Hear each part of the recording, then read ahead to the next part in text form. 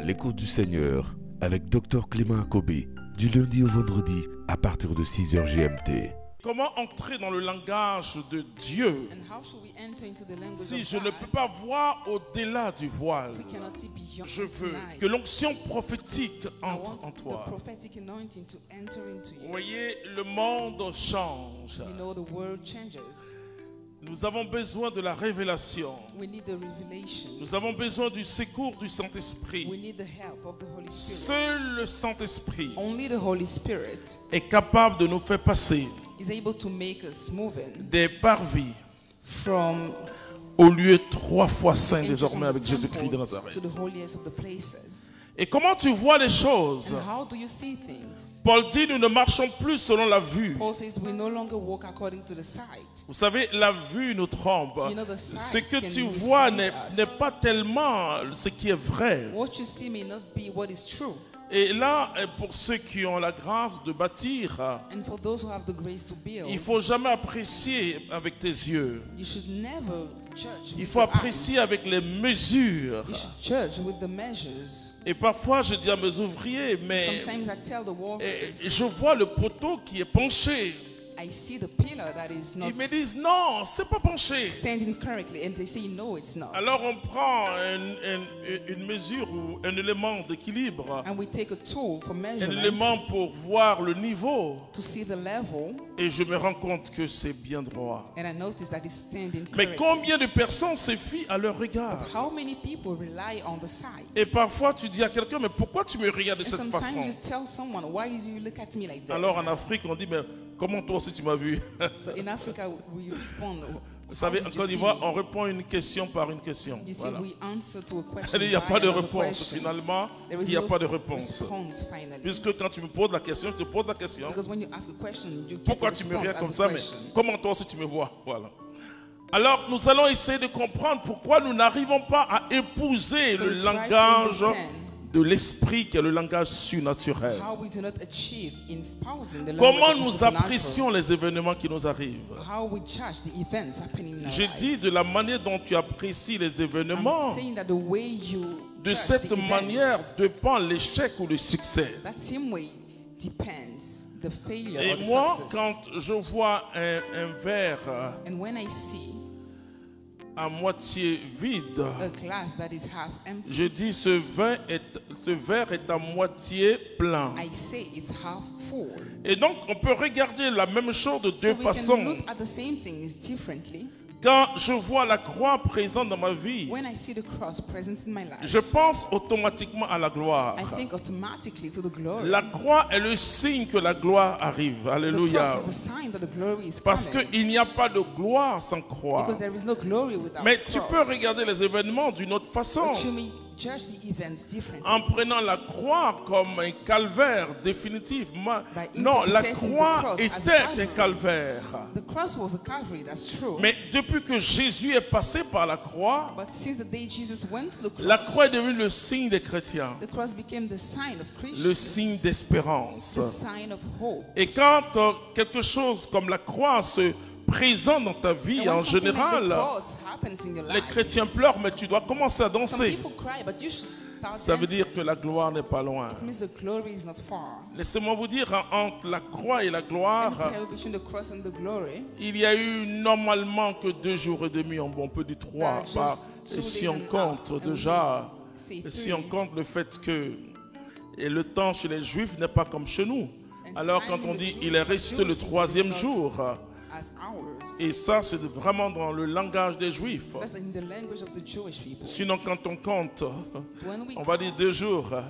Mais disons 3 jours, parce que le premier jour, c'est vendredi. Deuxième jour, c'est samedi. Et le dimanche, le 3e jour, il est ressuscité.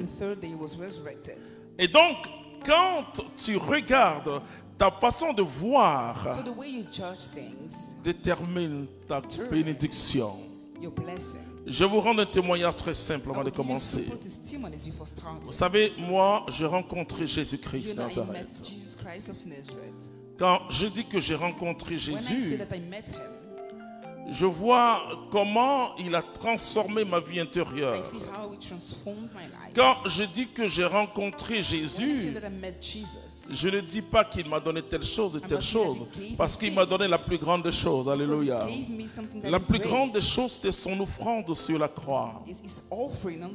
Et je crois que nous partageons tous cette offrande de Jésus. Et peut-être que tu n'as pas encore marié, peut-être que tu n'as pas de travail, peu importe. Mais la plus grande offrande que Jésus a fait à notre humanité, c'est lui-même. Alors tu peux regarder ça autrement, en te disant, bon, il ne m'a pas encore béni. Et tu es tout malheureux. Et le diable vient t'aider en disant, oui, il ne t'a pas encore béni. Parce que qu'est-ce que tu demandes à Dieu? Un enfant? Mais Jésus t'a donné sa vie. Et donc, comment tu apprécies les événements? Comment tu regardes? Je veux que tu décolles. Je veux que tu ailles très très loin ce soir. On va lire Hébreux chapitre 1, chapitre 11, pardon, versets 1 à 2. Hébreux chapitre 11, verset 1. Or la foi est la garantie des biens que l'on espère, la preuve des réalités qu'on ne voit pas. Oui, déjà, la Bible nous montre comment il faut marcher avec Dieu. Et frères et sœurs, soyons sincères. Tu vas reprendre ce verset, soyons sincères. Or la foi est la garantie des biens que l'on espère. Et qu'est-ce qu'une garantie? Une garantie, c'est une assurance. Et une garantie, c'est quelque chose de palpable, de rassurant physiquement, parce que ça y est là. Et donc la Bible dit c'est ça qu'est la foi. Continue. La preuve des réalités qu'on ne voit pas. Bon, est-ce que vraiment, humainement, prenons simplement le monde physique. La preuve, c'est une démonstration. Une démonstration que cette chose existe. Et tout ce que nous pouvons toucher ou voir ou prouver, ce sont des éléments palpables qui existent. Donc une démonstration de celle qu'on ne voit pas. Mais comment dire que ce que je ne vois pas existe? C'est voir au-delà du voile. La foi commence que quand tu vois au-delà du voile.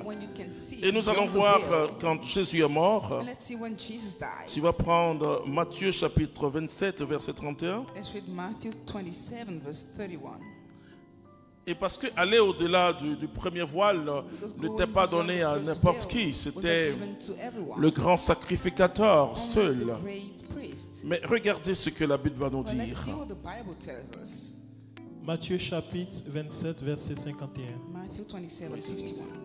Et voilà que le voile du sanctuaire se déchira en deux, du haut en bas.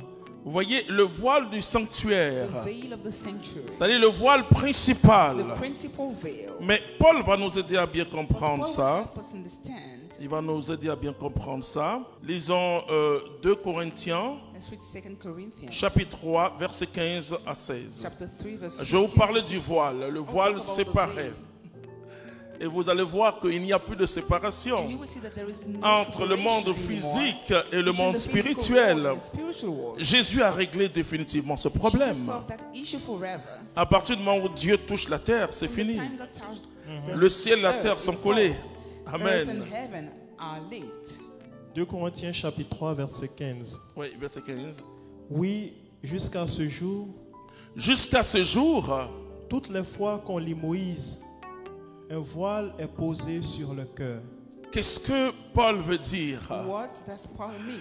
Il veut simplement dire que dans cette ancienne alliance, on avait toujours le voile, puisque tout était encore voilé. On n'avait pas la révélation, tout était encore voilé. Je vais vous expliquer. Lui au verset 16. C'est quand on se convertit au Seigneur. c'est quand on se convertit au Seigneur que le voile est enlevé. C'est très important. Vous voyez, quand on se convertit au Seigneur, je rencontre, vous savez pourquoi j'ai un problème avec la religion? La religion met le voile. Je ne parle pas des voiles des religieux, non. Des religieuses, non.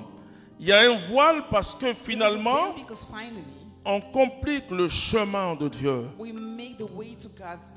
Et on met tellement de conditions. Vous voyez ce que Paul dit? Il dit que alors que nous étions pécheurs, le Christ est mort pour nous. Le salut, c'est la gratuité. C'est la faveur. Oh, le monde, le jour où les chrétiens sauront qu'on ne mérite pas notre salut. Et ça parce que tu as fait 3 années de catéchisme, tout ça là, non. C'est pas ça. Non, c'est pas ça. C'est vraiment le don gratuit de Dieu.